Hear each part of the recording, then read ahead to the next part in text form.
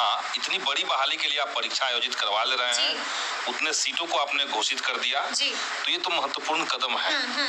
अब जहाँ तक रिजल्ट आने के बाद जिस तरह की शिकायतें मिली है सोशल मीडिया में भी और अभ्यर्थी हमारे पास भी आकर के ये बात बता रहे हैं, तो निश्चित तौर से हम चाहेंगे कि सरकार इसमें तत्काल हस्तक्षेप करे। और देखिए 7वें चरण की बहाली है, 6ठे चरण तक, और इसका इंतजार लंबे समय से बिहार के हजारों नहीं लाखों अभ्यर्थी कर रहे थे। और वैसे में अगर इस तरह की शिकायतें आ रही हैं, ये कहा जा रहा है कि जो एसटीईटी का नंबर, एसटीईटी की जो योग्यता था वो कंपलसरी था, उसमें जिन राज्यों में, बाहर के राज्य में चूंकि एसटीईटी नहीं है, वहाँ के लोग अगर यहाँ पे एसटीईटी अनिवार्यता वाले विषय में उत्तीर्ण करके फाइनल रिजल्ट में आ रहे हैं, तो ये तो देखना पड़ेगा। वो वैसे लोगों को आपको चिन्हित करना पड़ेगा, क्योंकि आपको विज्ञप्ति के अनुसार चलना है। विज्ञप्ति में आपने ये घोषणा किया था कि हम एक व्यक्ति का, एक परीक्षार्थी का एक ही जगह रिजल्ट देंगे, वन रिजल्ट वन कैंडिडेट। तो आपने 3-3 जगह रिजल्ट क्यों दिया है?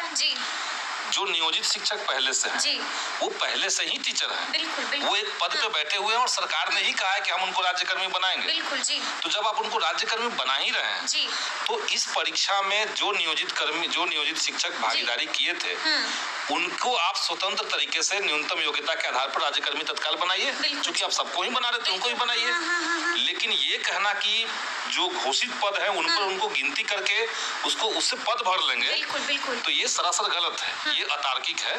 और इसीलिए हम सरकार से ये मांग कर रहे हैं कि जितने इस तरह की शिकायतें आई हैं अभ्यर्थियों के माध्यम से, और उसको सरकार तत्काल संज्ञान में ले, और संज्ञान में लेकर के जितने रिक्त पद बचे हुए हैं उन रिक्त पदों के लिए तत्काल दूसरी लिस्ट जारी करे, और एक भी सीट खाली न रहे। ये किसी भी आयोग की जिम्मेदारी है जो परीक्षा ले रहा है। तो आपने जब क्राइटेरिया तय कर दिया, आपने न्यूनतम एक योग्यता तय कर दिया कि इसके ऊपर आप आ गए तो आप पास हो गए, यानी आप योग्य हैं शिक्षक बनने के लिए, बशर्ते कि आपके लिए सीट खाली हो। तो जब सीट खाली है तो फिर योग्य अभ्यर्थियों को आप बाहर नहीं रख सकते हैं। ये सिंपल है और ये बहुत नेचुरल जस्टिस इसी को कहते हैं।